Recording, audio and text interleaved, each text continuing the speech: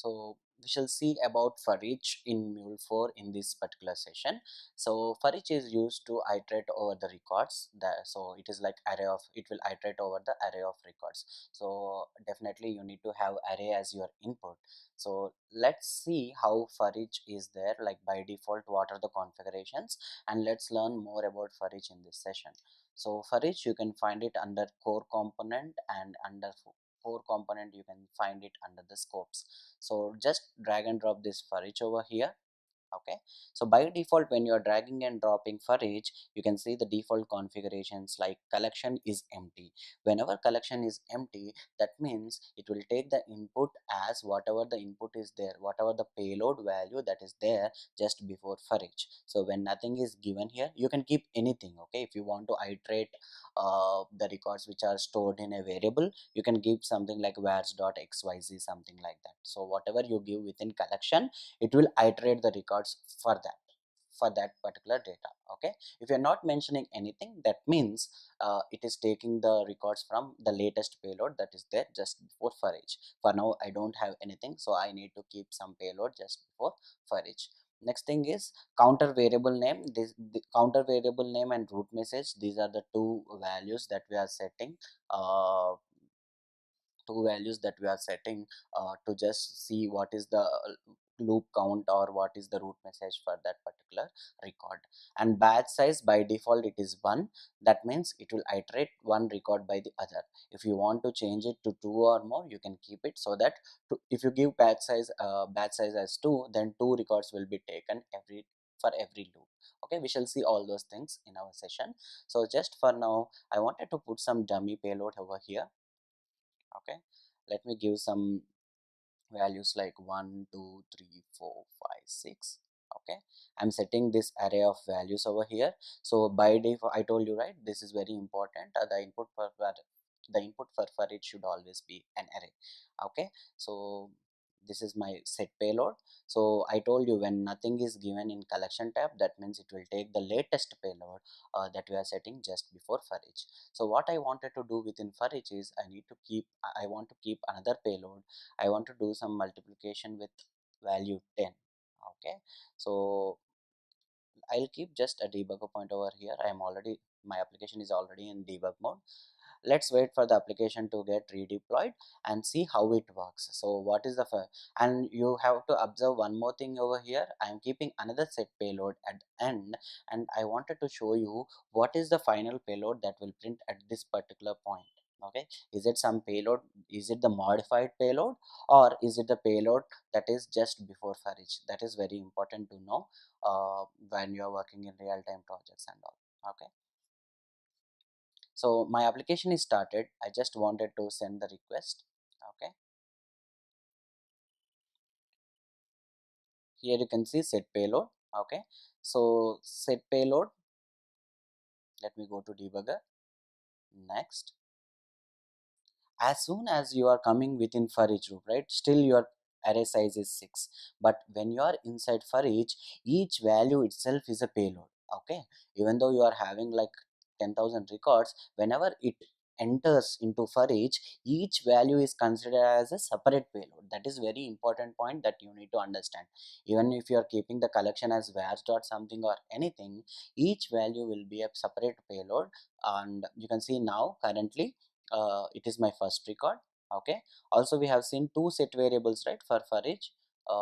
In for each you can see that we are having two variable names like counter variable name counter and root message variable name as root message name. So what are those values? You can see over here, counter is the loop count and root message, so root message contains all details. So this is your root message, right? This is your actual payload. Currently your payload is 1, right? But still if you want to access the whole payload, then you can make use of this vars like root message dot payload. So you can just make use of this x plus y evaluation. So what I can do is I can search for vars dot root message. Okay, so in that I can make use of dot payload or something.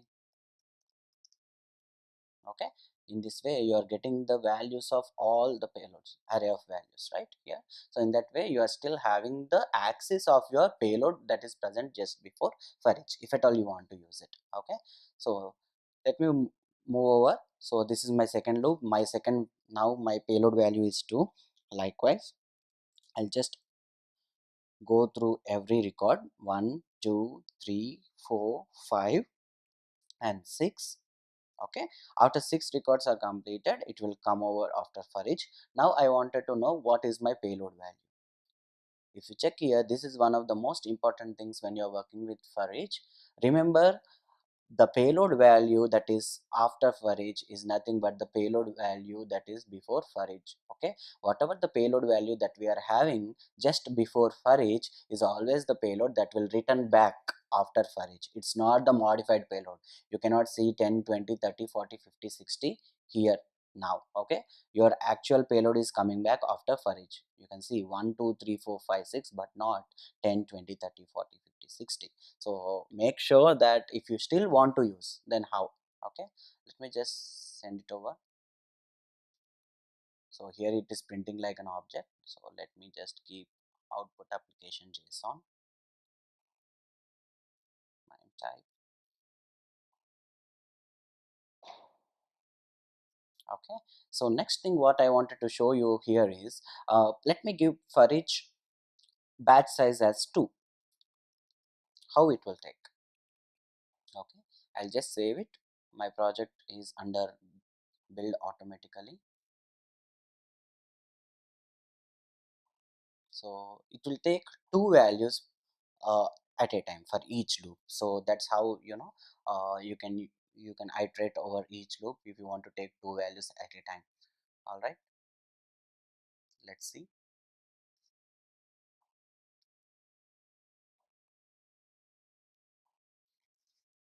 Okay, my application is started. Let me run it. Go to debugger. You can see now my current payload value size is 2, array size is 2. That is, it is picking up 2 values one at a time, 0 and 1. What if you want to access each value? Then just make use of this, payload of 0 or something. Payload of 0 will be the first value, and payload of 1 will be the second value. Or you can also make use of output application JSON, and if you type payload, you can check your input values over here. In this way you can utilize your payload values inside for each if you are giving batch size as 2. So this is how it looks. Okay, I will just copy this. Okay, let me go next. So it is saying error. Why? Because it is an array. Okay, what I'm trying to do here is I am doing multiplication with 10, but it should be a number. But what I am trying to do is I am trying to multiply an array with number, which is not possible. So make sure that you are doing proper logic. One more important thing that you need to understand in for each is, whenever one record is failing, it will stop processing the other records. It will, when I say records, it, whenever one loop is failing, whenever some loop is failing, it will stop processing the next loop.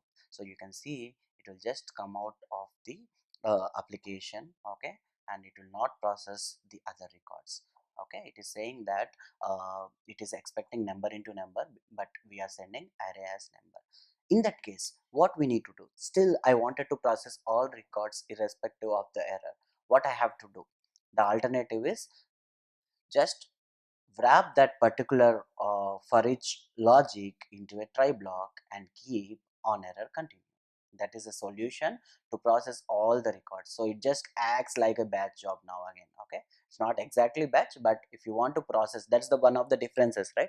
In batch job, irrespective of the failures, it will process all records, but in for each it will not process the next records. But still, if you want to process all records, this is one of the solutions that you need to do, is like just keep on error continue and just add a logger over here and give any logic. You can implement any kind of logic, but for now I'll say just like error occurred,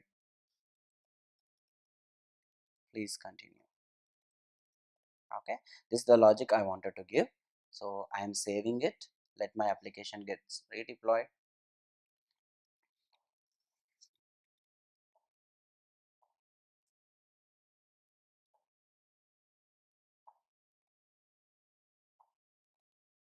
Okay,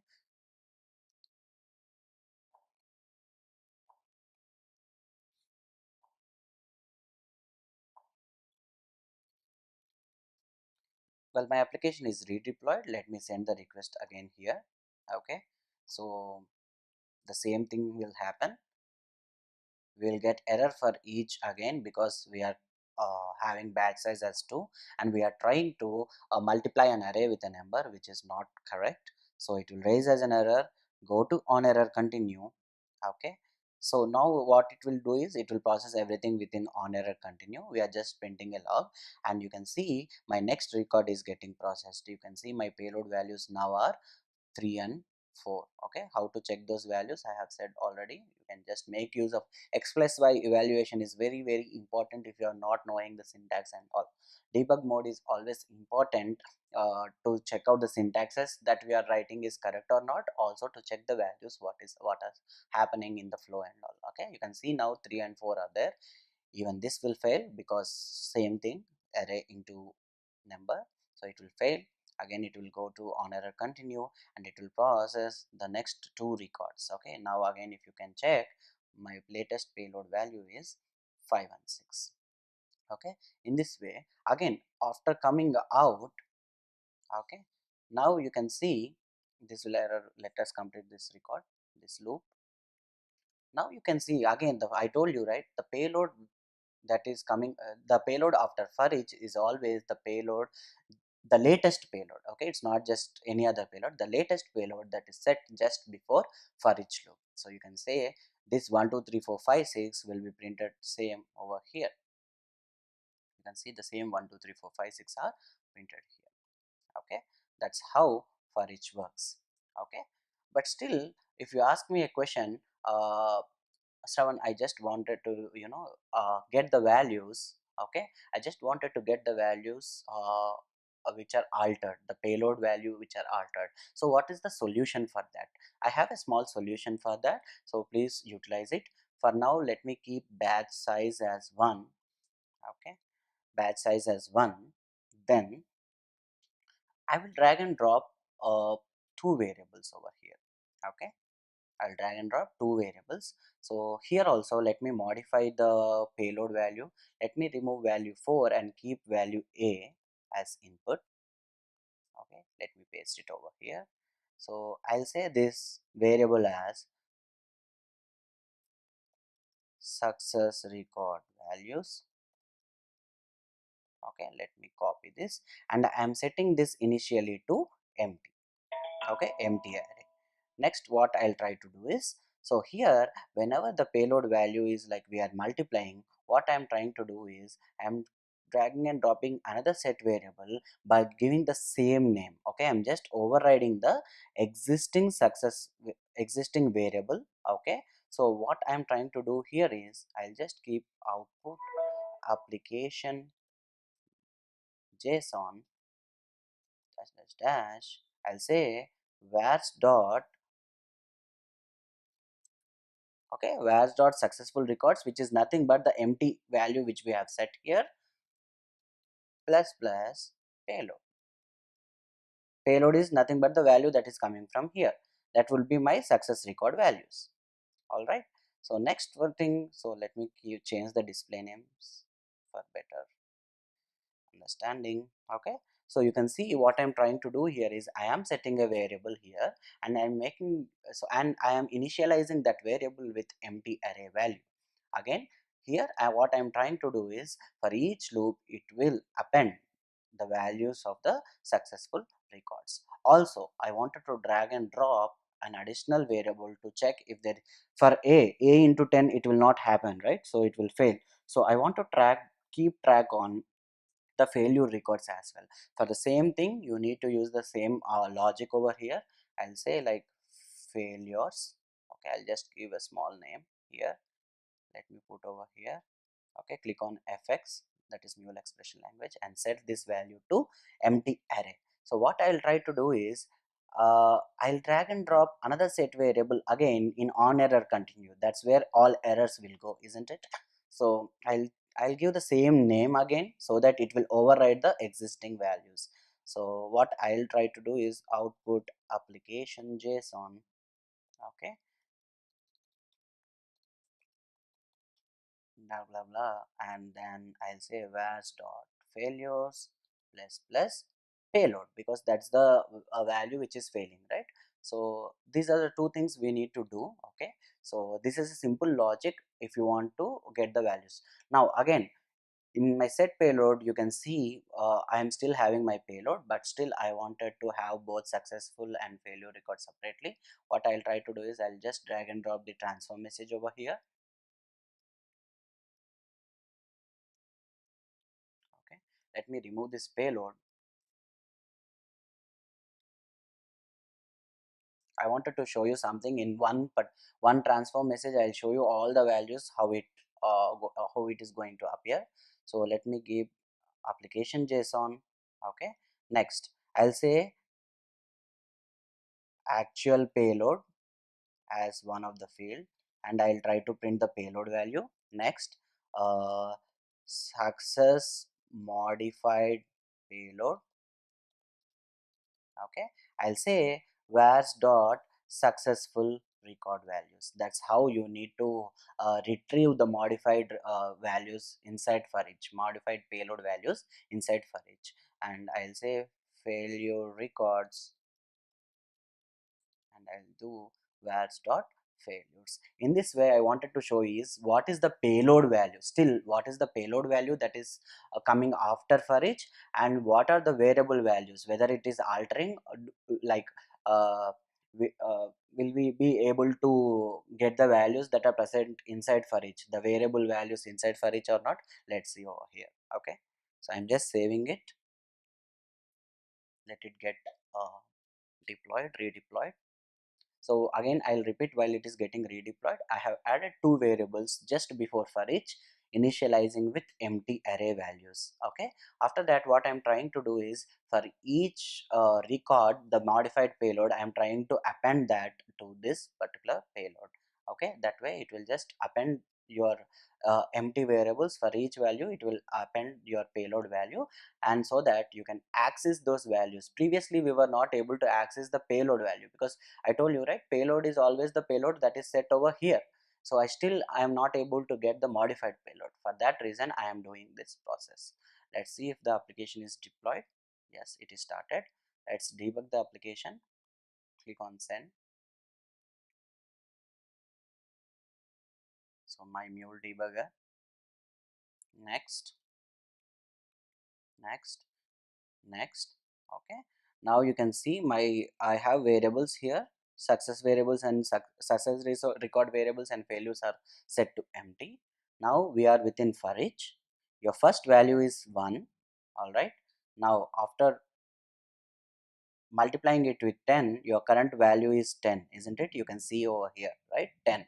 Now what you are trying to do is you are storing that in a variable.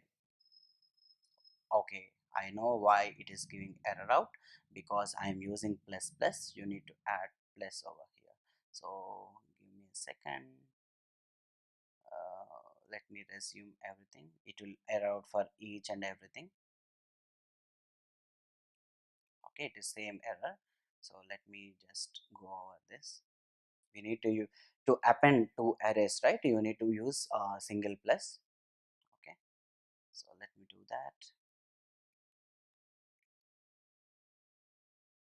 Here you need to have single plus for arrays, and double plus is used to append objects. Okay, simple data with thing. Okay, let me save this and check the console.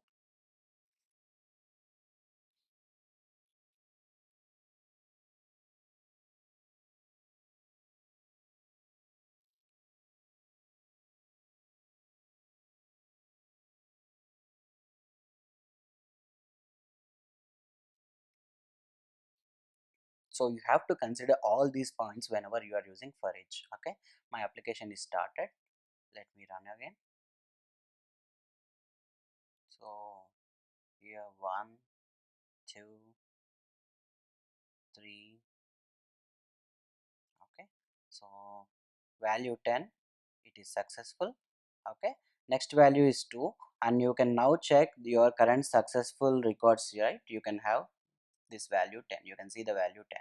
Now next one is the value 20. Okay, it should be 20, so you can see here 20. I am appending that again to successful records. That's how it is appending. You can check the latest value of your successful records 10 comma 20. That's how you need it will append. That's the reason we are doing this logic, keeping an empty array just before for each and process the records. Next. Okay, let me go till error. Okay, so now your current value is a and you are trying to do multiplication with a string and a number, so it is erroring out.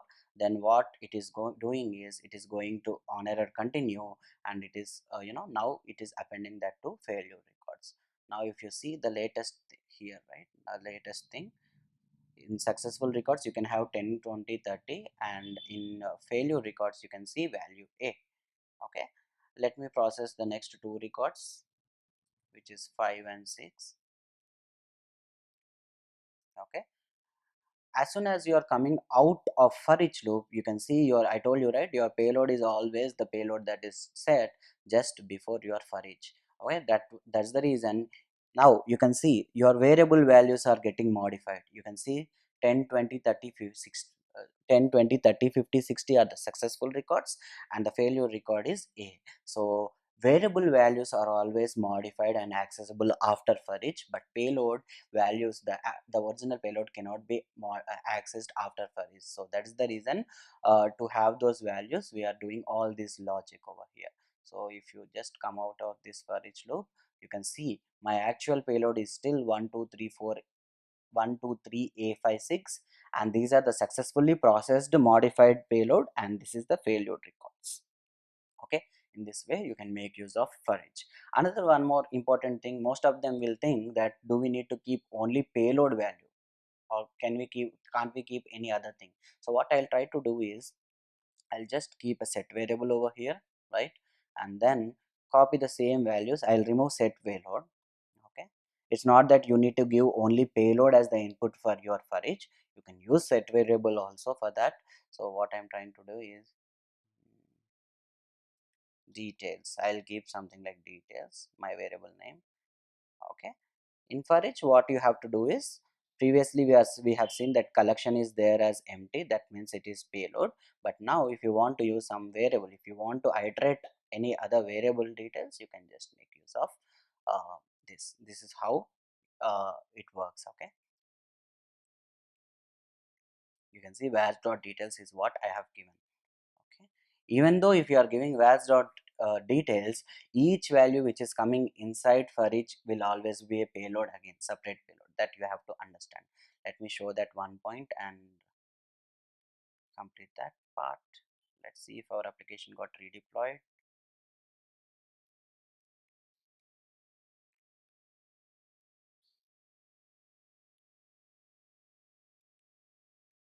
Okay, my application is started. Let me send. Okay, one second. It is giving out error. The reason is you should know the reason why, because I forgot to click on fx. As I am not giving as I haven't given fx, it is not within hash and square brackets, which is Mule expression language. That's the reason it is treating this whole part as a string. And I told for each, the input should always be an array, whatever you are giving the collection here. If you're not giving anything, it is payload by default. But as we are giving a string as an input, the for each won't accept a string. So make sure that you are the input for each is always an array of values or array of objects. Okay, let's go over this. Okay, let me save my application again. So you should be very careful whenever you are coding it, right? So for each will accept only array of values or array of objects. Okay, it is saying right clearly the error, expecting array or object but not string.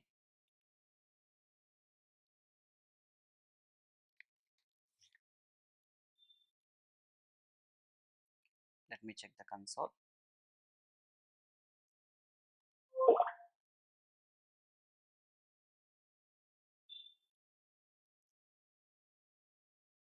Okay, it started.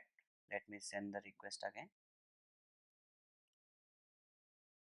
You can see here it is directly going to the third value here, and you can see everything, even if it is vars dot details, every inside every for each loop, everything will act as a payload. Okay, after let me just resume it, and you can see the same value. So here it is saying, here you can see something else, right? Your actual payload is what you are sending here, because I told you, right, whatever payload is there just before for each, you can see everything is a variable here, right? Everything is a variable, there is no set payload here, but I am passing my payload something like username and password, right? So that is the payload which is getting printed. So you should be careful in this point of view. Okay, so here you can see there is no payload, but still you are passing some input, so that payload is still present, and that's the payload it is present over here. Rest of the things are fine, 10, 20, 30, 50, 60, and A is as expected. One more small thing I wanted to show you over here is, if at all there is, this is like array of values, right? If you want to have something else, so what I wanted to do is, array of, let me keep like names 7. Okay, um, id as 1. Likewise, let me have like 3 records. Okay, comma, comma, this one. Okay, so mule, and let this id value be a. Okay, next lingam, and let this id value be 3. So this is my set variable. Okay, so in that case, if you still wanted here, if you try to do, right, let me show you that error as well. Okay, here what we are trying to do is payload into 10, but my payload value now will be each one object, right, name and id, so you cannot do that. Okay, name and object, right? Let me show you the console if it is getting deployed.